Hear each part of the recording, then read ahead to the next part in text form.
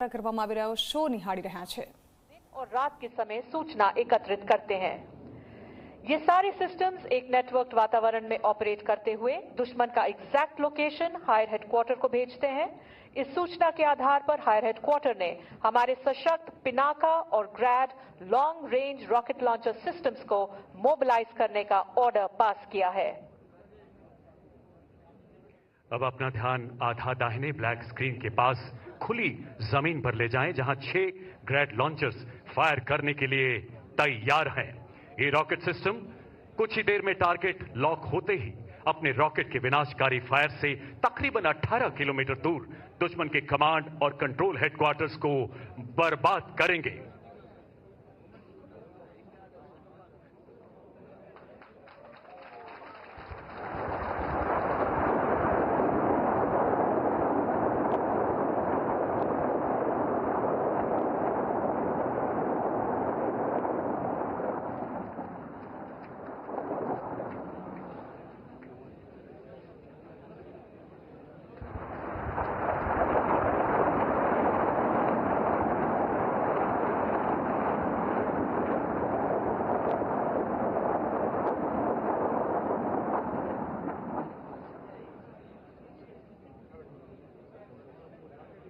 ग्रैड के बाद अब पिनाका अपने प्रलयकारी प्रहार से दुश्मन का विनाश करेगा।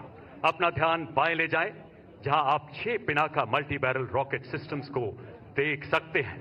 आत्मनिर्भर भारत पहल के अंतर्गत 175 एमिनेशन कैटेगरीज में से 154 कैटेगरीज को अब स्वदेश में ही निर्मित किया जा रहा है। इसमें पिनाका रॉकेट भी शामिल है।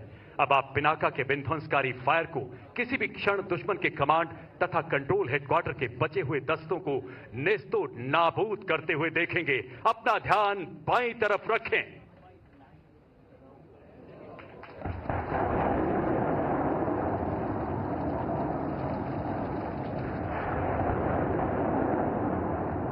पिनाका शब्द पिनाक से लिया गया है। पिनाक भगवान शिव के धनुष का नाम है, जिसे उन्होंने ऋषि परशुराम को धर्म की रक्षा के लिए भेंट किया था, ताकि राक्षसों का विनाश हो सके। यक्ष स्वरूपाय जटाधराय पिनाक हस्ताय सनातनाय दिव्याय देवाय दिगंबराय तस्मै कराय नमो शिवाय।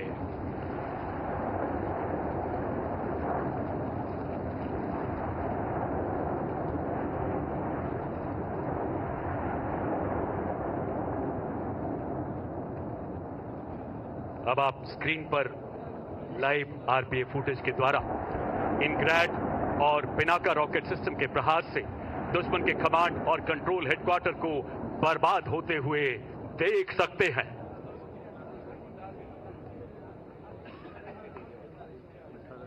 भारतीय नौसेना स्वदेशीकरण से सशक्तिकरण की ओर अग्रसर है। देश में निर्मित एयरक्राफ्ट कैरियर विक्रांत, विशाखापट्टनम, कोलकाता और दिल्ली क्लास डिस्ट्रॉयर्स, शिवालिक और ब्रह्मपुत्र क्लास ब्रिगेड्स आत्मनिर्भर भारत की तरफ दृढ़ निष्ठा का प्रतीक है। नौसेना के carrier task force, surface action groups, replenishment groups एवं सबमरीन अपने निर्धारित जगह पर तैनात होकर इंटीग्रल एवं शोर एयर सपोर्ट से सर्वेलेंस कर रहे हैं। नौसेना के मरीन कमांडोज या मार्कोस विजिट, बोट सर्च एवं सीजर यानी कि PBSS ऑपरेशन करके दुश्मन की हथियार आपूर्ति पर नाकाबंदी करते हैं और जंग की सामग्री के पहुंचने में अवरोध पैदा करते हैं। इसके अंतर्गत थल सेना और वायु सेना के साथ मिलकर नौसेना अपनी योजना के मुताबिक ऑपरेशन को जल मार्ग से तेजी से आगे बढ़ा रही है। इस समय हमारी वायुसेना ने दुश्मन के एयरबेस और महत्वपूर्ण कमांड कंट्रोल और कम्युनिकेशन सेंटर को अपने सटीक फायर से बर्बाद कर दिया है। वायुसेना के द्वारा किए गए ऑफेंसिव काउंटर एयर ऑपरेशंस की वजह से फेवरेबल एयर सिचुएशन हासिल कर ली गई है। इस वजह से थल सेना के ऑपरेशन में हवाई हमले का खतरा काफी हद तक कम हो गया है। इन ऑपरेशंस का फुटेज अभी आप अपने स्क्रीन पर देख रहे हैं। देवी और सज्जनों, इस प्रकार भारतीय सेनाएं थल, जल और वायु के द्वारा आक्रमण करके दुश्मन को चारों दिशाओं से बर्बाद कर रही हैं। तीनों सेनाएं अपनी समस्त शक्ति और इंटीग्रेटेड जॉइंट ऑपरेशन का दुरुस्त उदाहरण देते हुए राष्ट्रीय सुरक्षा की प्रतिबद्धता को दर्शा रही हैं।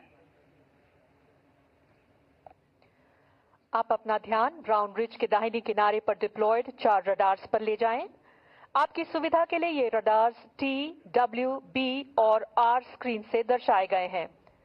बाएं से दाहिने T से दर्शाया 3D TCR रडार, W से दर्शाया weapon locating radar Swati, B से दर्शाया battlefield surveillance radar medium range या BFSR MR और R से लॉन्ग रेंज सिस्टम डिप्लॉयड है। इनके द्वारा दी गई सूचना के आधार पर हायर कमांडर ने आत्मनिर्भर भारत अभियान के अंतर्गत निर्मित धनुष और शारंग मीडियम आर्टिलरी गन्स के प्रभावशाली फायर से दुश्मन को बर्बाद करने का आदेश दिया है। मीडियम आर्टिलरी गन्स के फायर को गाइड करने के लिए एक थल सेना की recce and observation Chetak helicopter को दिशा देने के लिए भेजा गया है।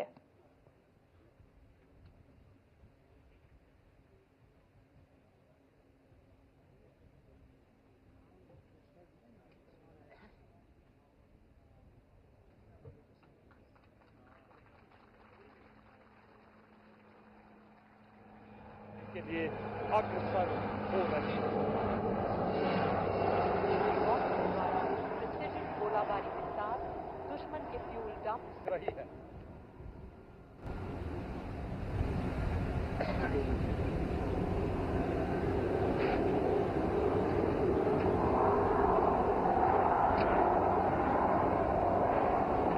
अब आप अपना ध्यान पूरा दाहिने ले जाएं। यहां से 7 किलोमीटर दूर आप धनुष और शारंग गन सिस्टम के फायर को देख सकते हैं, जो आपको फ्लैश के जरिए दिखेगा। ये दोनों गन सिस्टम चेतक हेलीकॉप्टर के द्वारा दिए गए डायरेक्शन का इस्तेमाल करके विनाशकारी प्रहार से टारगेट ग्रुप 2 को बर्बाद करेंगे। टारगेट ग्रुप 2 पर धनुष और शारंग की भारी गोलाबारी से दुश्मन के फ्यूल डिपो और आर्टिलरी गन पोजीशन का विनाश, धुएं का गुबार और धुएं के गुबार में चूर चूर होता दुश्मन का अहंकार।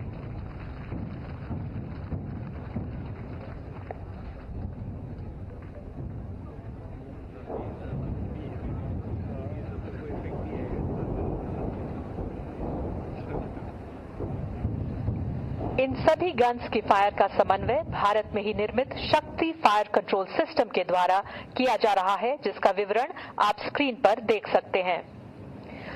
लॉन्ग रेंज फायर में मौसम की वजह से पड़ने वाले प्रभाव को कम करने के लिए इंडियन मीटियोरोलॉजिकल डिपार्टमेंट द्वारा बनाए गए मौसम ऐप तथा थल सेना के द्वारा विकसित अनुमान ऐप को इस्तेमाल किया जाता है, जिसे आप अपनी स्क्रीन पर देख सकते हैं। शारंग और धनुष स्टोर आर्टिलरी गन सिस्टम्स हैं, जिनको फायर करने से पहले गन एरियाज में high mobility 6x6 gun towing vehicle द्वारा लाया जाता है। इसी का एक उदाहरण आप अपने बिल्कुल सामने दाहिने से बाएं हरकत करते हुए देख सकते हैं। इन्हीं के साथ आत्मनिर्भर भारत अभियान के अंतर्गत निर्मित K9 वज्र को इनके पीछे हरकत करते हुए देख सकते हैं। K9 वज्र एक सेल्फ प्रोपेल्ड सिस्टम है जो लड़ाई के दौरान किसी गन टोइंग व्हीकल यानी GTB के बिना टैंक और मैकेनाइज्ड फोर्सेस के साथ हरकत कर सकता है। इनडायरेक्ट फायर के अलावा artillery guns direct firing role में भी इस्तेमाल की जाती हैं। देवी और सज्जनों, अपना ध्यान दाहिने ले जाएं। कुछ ही पलों में आप इसका उदाहरण राइट फिंगर के दाहिनी तरफ देखेंगे, जहां 3 K9 वज्र तैनात हैं। इनके साथ सबसे बाईं तरफ ग्रीन फ्लैग से दर्शाया गया वाहन कैरियर कमांड पोस्ट ट्रैक्ट कहलाता है, जो इस वेपन सिस्टम के फायर का समन्वय करता है। ये गन सिस्टम भारत चीन सीमा पर भी तैनात किया गया है। टारगेट एक्विजिशन करते ही ये गन्स अपने डायरेक्ट फायर द्वारा टारगेट ग्रुप 7 पर दुश्मन के टैंक्स को बर्बाद करेंगी। देवी और सज्जनों, अपना ध्यान टारगेट ग्रुप 7 पर ले जाएं।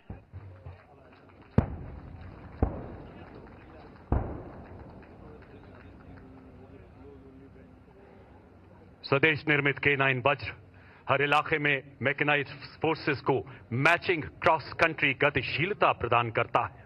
इनडायरेक्ट फायरिंग रोल में डायरेक्ट फायरिंग रोल में 1 किलोमीटर तक की दूरी के टारगेट को बर्बाद करने की क्षमता रखता है। उच्च फायर गति से 30 सेकंड में 3 गोले दागने में सक्षम K9 वज्र हर फौलाद को भेदने की महारत रखता है। जिसकी अस्थि से वज्र बना ये उस दधीची का अंशदान सब कुछ माटी पर वार दिया। ये उस प्रताप का स्वाभिमान, ये उस प्रताप का स्वाभिमान।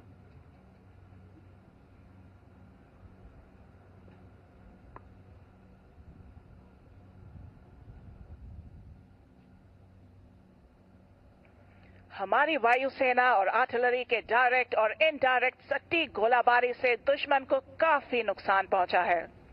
अगर आप अपना ध्यान बाएं तरफ ले जाएं, तो आप थल सेना के रेकी दस्ते हाई मोबिलिटी रेकी व्हीकल का इस्तेमाल करते हुए देखेंगे। ये दस्ते दुश्मन की सूचना प्राप्त करने के लिए एरिया लेफ्ट फिंगर की तरफ तेजी से बढ़ते हुए देख सकते हैं।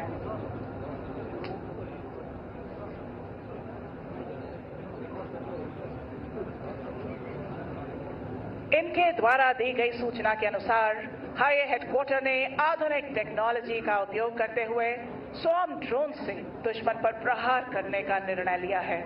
इन हाई टेक्नोलॉजी प्लेटफॉर्म्स और सिस्टम्स को सही इंटीग्रेशन और ऑपरेशनल प्लान में शामिल करने के मद्देनजर भारतीय सेना ने वर्ष 2024 को ईयर ऑफ टेक्नोलॉजी एब्जॉर्प्शन घोषित किया है। તો ત્રણેય ભારતીય સેના દ્વારા હાલ પોખરણ ખાતે શક્તિ પ્રદર્શન કરવામાં આવી રહ્યું છે, જેને નિહાળવા માટે હાલ પ્રધાનમંત્રી મોદી પણ ત્યાં પહોંચ્યા છે। તો આ સાથે જ બુલેટિનમાં અત્યારે બસ આટલું જ। વધુ સમાચારો વિસ્તારથી જોવા માટે આપ જોતા રહો।